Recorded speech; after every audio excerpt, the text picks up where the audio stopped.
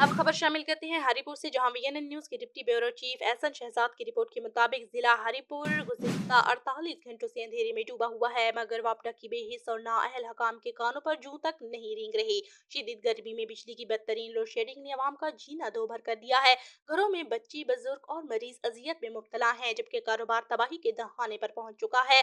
लेकिन मुतल्लिक अफसरान मुजरमाना गफलत का मुजाहिरा करते हुए खामोश तमाशाई बने बैठे हैं। शहरियों का कहना है कि ये सिर्फ गफलत नहीं, बल्कि आवाम को जानबूझकर अजियत देने के मुतरादिफ शहरियों ने हुकूमत और वापडा हकाम से फौरी नोटिस लेने का मुतालबा कर दिया। मुजाहिरीन ने खबरदार किया कि अगर फौरी तौर पर बिजली बहाल ना की गई तो एहतजाज का दायरा वसी करते हुए सख्त लाहे अमल इख्तियार किया जाएगा, जिसकी तमाम तर जिम्मेदारी मुतल्लिका हकाम पर आयद होगी।